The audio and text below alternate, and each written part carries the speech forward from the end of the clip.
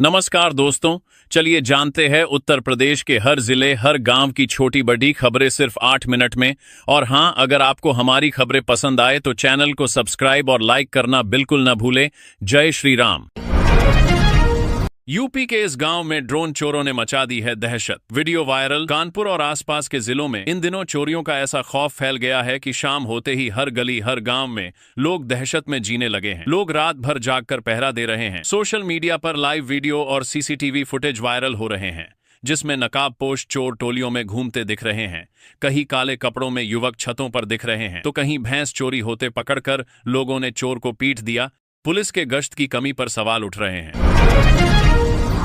ये सुनकर आप अमेजन से शॉपिंग करने से डर जाएंगे। असली के बदले नकली सामान पहुंचा रहे थे ये लोग। कानपुर में पुलिस ने उन ठगों को गिरफ्तार किया है जो डिलीवरी बॉय के साथ मिलकर बेहद चालाकी से ये गंदा खेल खेल रहे थे। ये लोग पहले नकली पते पर महंगा सामान ऑर्डर करते थे, फिर जब पार्सल आता था तो असली चीज निकालकर उसकी जगह बेकार का नकली सामान रख देते थे और वापस कर देते थे ताकि कंपनी को लगे कि सामान वापस आ गया है। पुलिस ने इन आरोपियों के पास से चोरी की बाइक और कई पार्सल मिले हैं।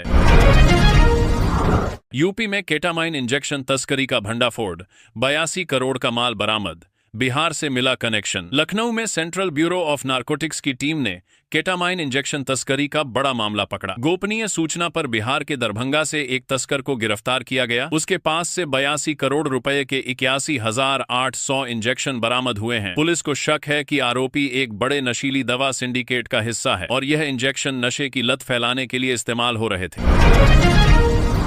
सीमा हैदर और लप्पू सचिन की फोटो से हुआ बवाल। शेल कंपनी बनाकर 650 करोड़ के जीएसटी घोटाले में आया नाम। देश में 650 करोड़ के इनपुट टैक्स क्रेडिट घोटाले में सीमा हैदर और सचिन मीणा के नाम का गलत इस्तेमाल हुआ है। ईडी की जांच में पता चला है कि फर्जी कंपनियों के जरिए सरकार को चूना लगाया गया। सचिन ने कहा कि उन्हें इस घोटाले की कोई जानकारी नहीं है और उनके फोटो का गलत इस्तेमाल किया गया है।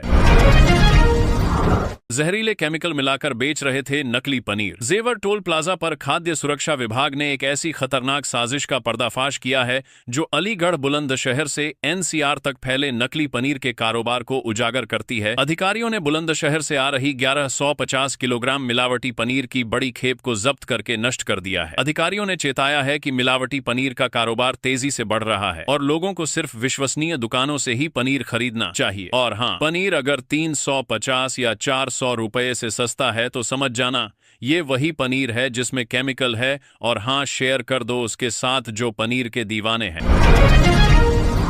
पैन कार्ड से सीए ने खरीदी 12 करोड़ की संपत्ति, असली मालिक परेशान। गाजियाबाद इंदिरापुरम के संदीप गुप्ता का पैन कार्ड बिना इजाजत उनके ही नाम के एक चार्टर्ड अकाउंटेंट ने इस्तेमाल कर लिया। आरोपी सीए ने 8 साल में फर्जीवाड़ा कर 12 करोड़ की संपत्ति खरीद ली और 41.5 लाख रुपए का लोन भी निकाल लिया। असली संदीप पर टैक्स और बैंक का नोटिस आने के बाद वह पुलिस के पास पहुंचे। अब जांच चल रही है। और हाँ, अपना पैन कार्ड हर जगह ना दे और वीडियो को लाइक कर लेना। ग्रेटर नोएडा की 13वीं मंजिल से मां बेटे ने लगाई छलांग, सुसाइड नोट में दर्द, परिवार में मातम। ग्रेटर नोएडा के बिसरख थाना क्षेत्र स्थित एस सिटी सोसाइटी में एक महिला ने अपने 11 वर्षीय बच्चे के साथ 13वीं मंजिल से कूदकर आत्महत्या कर ली। दोनों की घटनास्थल पर ही मृत्यु हो गई। मृतकों की पहचान साक्षी चावला और उनके बेटे दक्ष चावला के। दक्ष मानसिक रूप से विक्षिप्त था। पुलिस मामले की जांच कर रही है। गन पॉइंट पर बुलाकर गहने और पैसे मंगवाए, फिर 3 घंटे तक नेशनल शूटर को हाईवे पर घुमाया। ग्रेटर नोएडा के शूटर और कारोबारी मयंक मिश्रा को बदमाशों ने गन पॉइंट पर उठाया। उनकी कार में 3 घंटे तक NH9 पर घुमाते रहे, पैसे और जेवर मांगे। भाई द्वारा डायल 112 पर बार बार सूचना देने के बावजूद पुलिस समय पर नहीं पहुंची। आखिरकार बदमाश मयंक को मोहन नगर के पास छोड़कर भाग निकले। शूटर की एयर पिस्टल और लाखों का सामान भी लूट लिया गया। बेटा घर में बैठकर करे पढ़ाई, इसलिए दरवाजा बंद करके काम पर चली गई मां।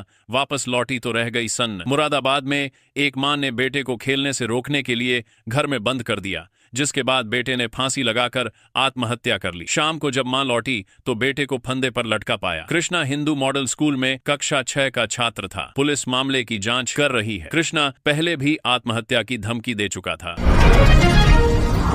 व्हाट्सएप पर लड़कियों की बुकिंग और केबिन में जिस्म फरोशी, स्पा सेंटर में देह व्यापार का भंडाफोड़। मेरठ में गढ़ रोड स्थित सम्राट शॉपिंग मॉल के एक स्पा सेंटर में देह व्यापार का भंडाफोड़ हुआ है। पुलिस ने छापा मारकर 8 खूबसूरत लड़कियां, एक रिसेप्शनिस्ट और 3 ग्राहकों को मौके से पकड़ा। सेंटर का मालिक राजवीर व्हाट्सएप ग्रुप पर खूबसूरत लड़कियों की फोटो भेजकर बुकिंग कराता था। लड़कियों को अलग अलग कमरे में भेजा जाता था और वही सारा कांड होता था। पुलिस मामले की जांच कर रही है। दुष्कर्म पीड़िता ने कहा, मुकदमा दर्ज करो, नहीं तो कर लूंगी आत्महत्या। पुलिस ने एफआईआर नहीं लिखी, थाने से भगाया। प्रयागराज के झूसी की महिला ने आरोप लगाया कि पैथोलॉजी संचालक ने उसका शोषण किया, वीडियो बनाया और ब्लैकमेल किया। महीनों थाने के चक्कर काटने के बावजूद पुलिस ने एफआईआर नहीं लिखी। पीड़िता ने कहा, अब अगर एफआईआर दर्ज नहीं हुई तो आत्महत्या कर लूंगी। महिला का दर्द पूरे शहर के लिए चेतावनी है कि इंसाफ के लिए आज भी कई लोग तड़प रहे हैं। मुंह दबाकर कमरे में ले गया चौकीदार का बेटा। अलीगढ़ के स्कूल में कक्षा 1 की छात्रा से दुष्कर्म की कोशिश। अलीगढ़ के कन्या इंटर कॉलेज में चौकीदार के बेटे ने पहली क्लास की छात्रा को कमरे में ले जाकर गलत हरकत की। बच्ची के विरोध पर उसकी पिटाई की और कपड़े फाड़ दिए। पुलिस ने त्वरित कार्रवाई कर आरोपी को गिरफ्तार कर जेल भेज दिया। हर परिवार अपने बच्चों की सुरक्षा को लेकर फिक्रमंद है। और हाँ, न्यूज़ पूरी देखना, आपके काम की काफी खबरें आगे है। लड़की ने छेड़ने का किया विरोध तो मनचले ने तमाचा जड़ा और चेहरे पर थूका। पुलिस ने किया गिरफ्तार। कानपुर में छेड़छाड़ के विरोध पर एक छात्रा को थप्पड़ मारने और थूकने के आरोपी यश कुमार को किदवई नगर पुलिस ने गिरफ्तार कर लिया। छात्रा की मां ने 10 सितंबर को मुकदमा दर्ज कराया था। पुलिस हिरासत में आरोपी का गिड़गिड़ाते हुए वीडियो भी सामने आया, जिसमें वह माफी मांग रहा है और फिर थाने में काफी ठुकाई भी की गई।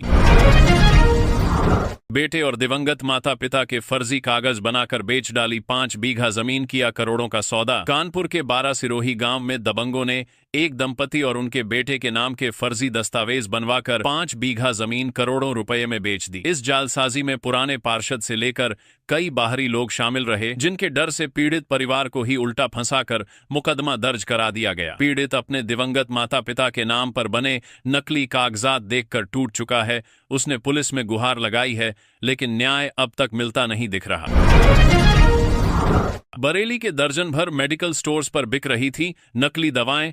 आगरा कनेक्शन ने सबको चौंका दिया। बरेली के 12 मेडिकल स्टोर्स में नकली दवाओं की बड़ी खेप आ रही थी। जांच में पता चला कि ये जहरीली दवाएं आगरा की हे मां और बंसल मेडिको एजेंसी से मंगाई जा रही थी। औषधि विभाग ने छापा मारकर इनका पूरा नेटवर्क पकड़ लिया। 2 साल में बिक चुकी दवाओं का हिसाब मांगा गया है। बात अब ये है कि ना जाने कितने मरीज ये जहरीली दवाएं खा चुके हैं और उनकी बीमारी लगातार बढ़ती जा रहा है। कल्पना कीजिए कि बरसात के मौसम में सड़क पर कोई बिजली का तार टूट जाए और आपकी आंखों के सामने किसी अपने की जान चली जाए। लखनऊ समेत पूरे उत्तर प्रदेश में बीते 3 सालों में रिकॉर्ड 10,500 से ज्यादा विद्युत दुर्घटनाएं दर्ज हुई हैं। इनमें हजारों लोग और दर्जनों मवेशी बेवक्त करंट लगने से मौत के शिकार हो गए। हुसैनगंज, आलमबाग, इस्माइलगंज जैसे इलाकों में तो मातम पसरा रहा। अफसोस की बात यह है कि विभाग हर साल करोड़ों रुपए मुआवजे में देने के बावजूद भी लापरवाह बना हुआ है। आजमगढ़ में 3 ऐसी चालाक महिलाओं का भंडाफोड़ हुआ है जो भूत भगाने के बहाने से मासूम लोगों को बेवकूफ बनाकर उनके कीमती गहने चुरा लेती थीं। पुलिस ने इन्हें गिरफ्तार करके लाखों रुपए के जेवरात बरामद किए हैं। ये महिलाएं जौनपुर, प्रयागराज सहित कई जिलों में डर दिखाकर लोगों से कहती थीं कि उन पर भूत प्रेत का साया है और गहने उतारकर ही छुटकारा मिलेगा। डरे हुए लोग अपने कीमती जेवरात उतारकर दे देते थे और ये चोर औरतें भाग जाती थीं। आरपीएफ ने 5 नाबालिगों को तस्करी से बचाया। बिहार से ले जाए जा रहे थे पंजाब लखनऊ में। आरपीएफ जवानों ने गंगा सतलज एक्सप्रेस से बिहार से पंजाब ले जाए जा रहे 5 नाबालिग बच्चों को समय रहते बचा लिया। एक तस्कर की खबर मिलते ही कार्रवाई हुई। पूछताछ में मामला खुलते ही तस्कर को तुरंत पकड़कर एंटी ह्यूमन ट्रैफिकिंग यूनिट को सौंप दिया गया। इन बच्चों के परिवार वालों को स्टेशन पर बुलाया गया। हर माता पिता अपने बच्चों को गले लगाकर रो पड़े। यूपी में बाढ़ संकट, गंगा यमुना उफान पर डूबने से 3 की मौत। गंगा और यमुना नदियों का जलस्तर घटने से बाढ़ प्रभावित क्षेत्रों में तबाही का मंजर दिख रहा है। फर्रुखाबाद, महोबा और औरैया में डूबने से 3 लोगों की मौत हो गई है। कई गांव अभी भी पानी में डूबे हुए हैं, जिससे लोगों को मुश्किलों का सामना करना पड़ रहा है।